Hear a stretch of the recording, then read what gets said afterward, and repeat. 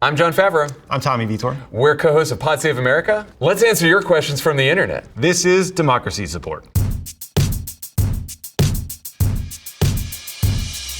At 56 Black Cat asks, America is the greatest democracy in the world, right? I mean, look, we rule. It's a great country. I wouldn't want to live anywhere else. But when it comes to the health of our democracy, we are not number one on the list. The Economist does a democracy index ranking. The United States is currently 29th. Because of a series of challenges to voting rights, voting access, the insurrection in 2020. So yeah, we got some work to do. In the democracy index, where the United States scores the lowest is functioning of government, which is obvious to anyone who turns on the news. This question's from @sunflower3breeze. I might be wrong, but don't presidents have their speeches written for them, like a PR agency or their spokesperson writes it out for them? Presidents have speechwriters.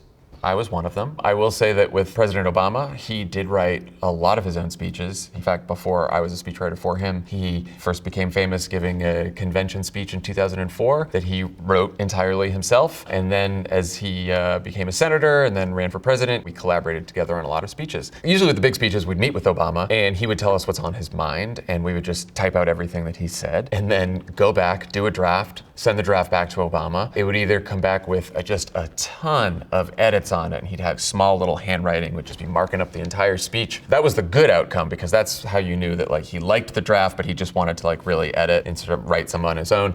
Then sometimes the draft would come back with no markings on it, and that did not mean that he loved the draft. That meant that he wanted to start from scratch. @Reginald Ward 3 asks, am I the only one getting a headache trying to understand undecided voters in 2024? What are they undecided about? Most people don't pay very close attention to politics. Those people have political positions that don't necessarily line up with each party. So you could have someone who is very pro-choice, but very anti-immigration. That can be anywhere from 5 to 25% of the population in any given election, and those people tend to decide in the last month or even in the last weeks of the election. A lot of undecided voters are just frustrated with the two choices in front of them. A lot of undecided voters just literally haven't had time to think about the election and will figure it out in the last weeks. Undecided voters will tune in perhaps to the conventions, and more likely they'll tune into the debates. And so whatever the political environment is and the media environment is in the final weeks of the campaign, that can really sway undecided voters who just tune in at that point. This is why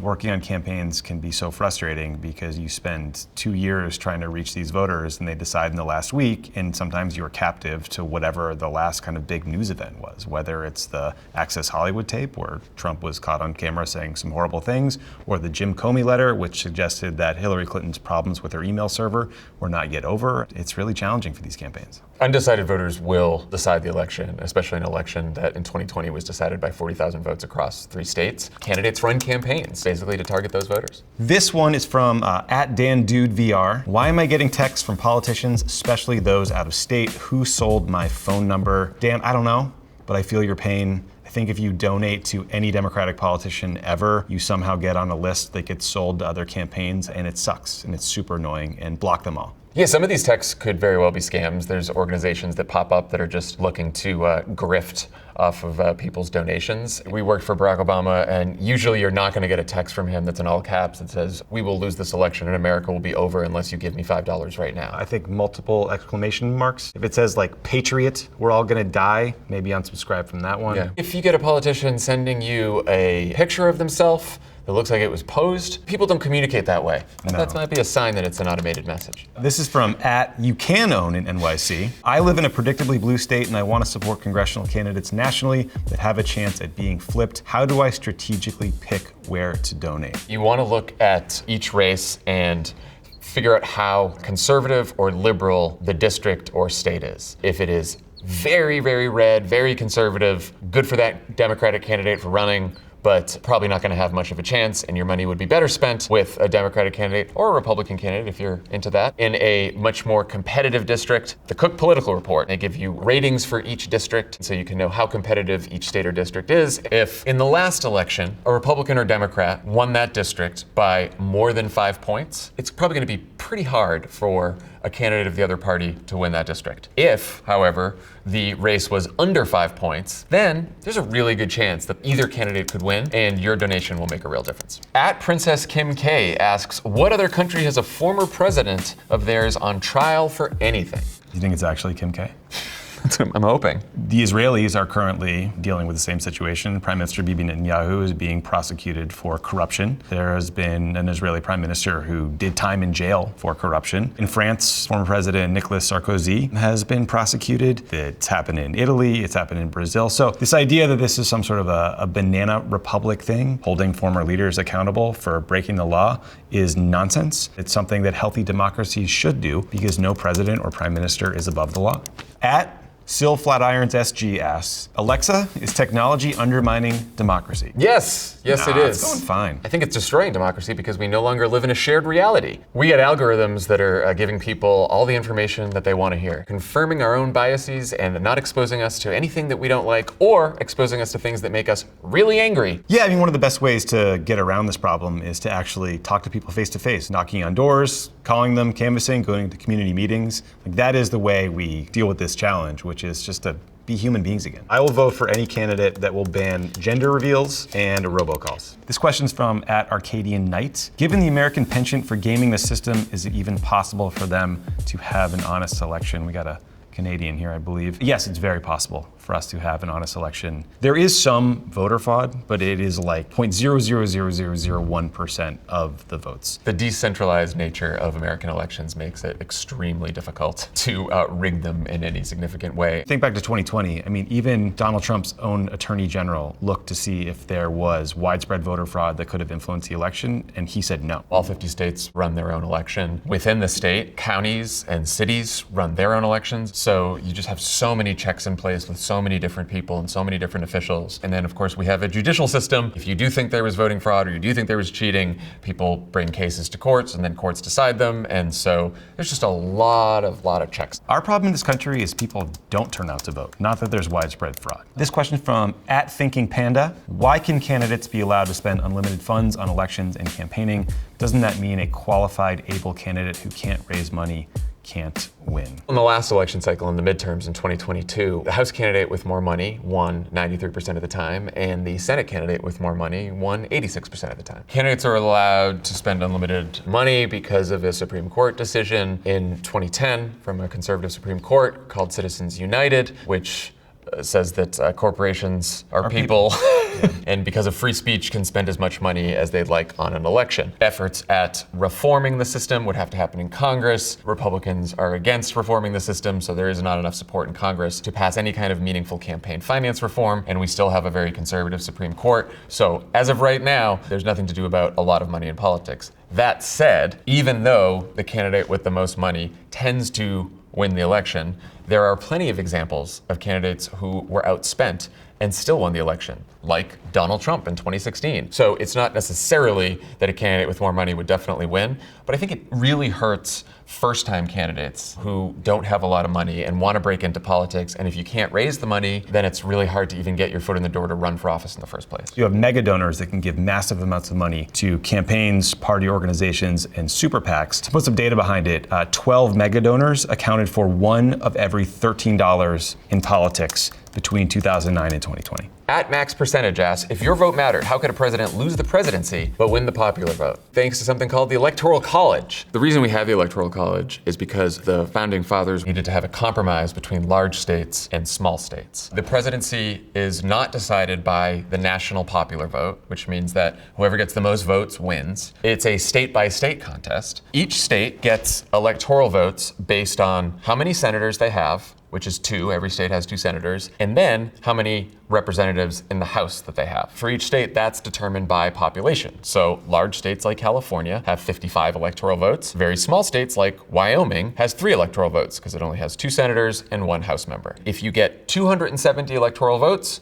you win the presidency. So here's a map of the 2016 election. Hillary Clinton got a lot of votes in states like California and New York, where a ton of people live. So she won the popular vote, but lost pretty convincingly in the Electoral College. Donald Trump won with 306 electoral votes. Basically, if you live in a small state that's sparsely populated, your vote for the presidency is going to count more than if you live in a state that is very densely populated, like California or New York. The only way to get rid of the Electoral College is with a constitutional amendment. Constitutional amendment amendment requires not just a majority in Congress, not just 60 votes in the Senate, 2/3 of the votes in each the House and the Senate, or 3/4 of the state legislatures. And so it's really hard to enact a constitutional amendment, and that's why we still have the Electoral College. This one's from @SapphireAvelino. WTF is this Project 2025 shit? Project 2025 is this very long document from the Heritage Foundation, which is a right-wing think tank. Basically, they have an entire set of policies that are going to be all ready for Donald Trump if he wins the presidency again. They want to do mass deportations and set up mass deportation camps. They also want to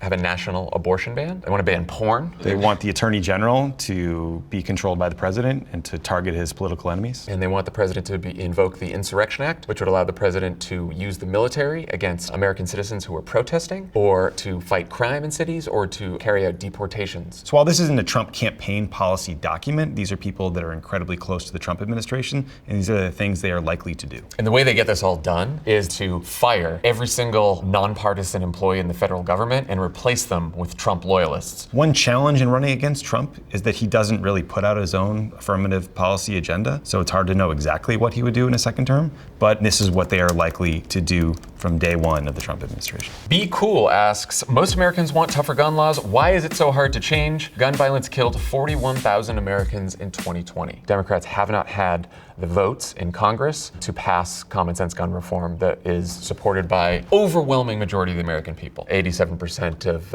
Americans want to require background checks. 81% of Americans improve enforcement of existing gun laws. 81% support raising the legal age to buy a gun from 18 to 21. Mental health checks, 80% support. 30-day waiting periods, 77% support. This is also an area where the courts have been incredibly harmful. For example, the Supreme Court just struck down a Trump-era effort to ban something called bump stocks, which turns semi-automatic weapons into fully automatic weapons. The NRA has had a series of scandals and leadership problems that have really hobbled the organization, so they are less powerful than they once were. But the legacy of the work they did over the last few decades still exists. @Garrett Holmes asks, Pod Save America, question for your next mailbag. Do you think we will have a 51st state by the time we have our 51st president? Hope so. That would be great. Two candidates here are Puerto Rico and Washington, D.C. Neither D.C. nor Puerto Rico are represented in Congress. Most Republicans are blocking any legislation to give people in D.C. and Puerto Rico the right to have representation. And in order to admit them as states, you need 60 votes in the Senate. I don't know if we'll have them by the time we have a 51st president, but it sure would be nice. Yeah, to answer your question, Garrett, I think we're gonna have a 51st president before we have a 51st state. Because the way that the Senate works out is that it's going to be extremely hard to have a filibuster-proof majority in the United States Senate anytime soon, which is why the best way to get a 51st state is to eliminate the filibuster, and then you would only need 51 votes in the Senate, and that we could probably do. @Martin Nutley, question for the Pod Save America family. Could Joe Biden solve some of the voting issues by making Election Day a national holiday? If so, how would it be done?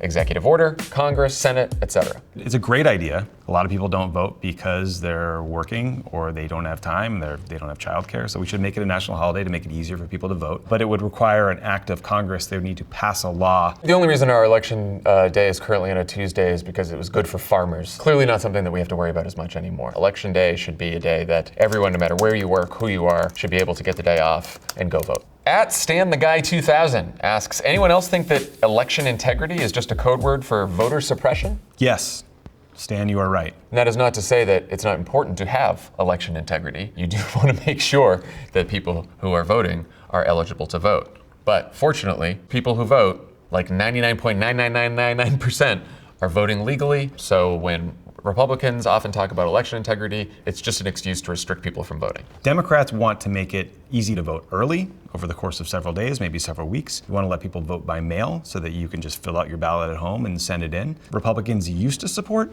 some of those efforts. Donald Trump has voted by mail many, many years in a row in Florida. In Georgia, for example, they passed a law where when there's a long line of people voting, it is illegal for someone else to come and give you a drink of water or food. One measure that states have taken, like New Hampshire, is you can register to vote the same day as the election, but if you're in college, the second you graduate, they kick you off the voter rolls because they say that you're no longer a resident of that state. So those are all the questions for today. Thanks for watching Democracy Support.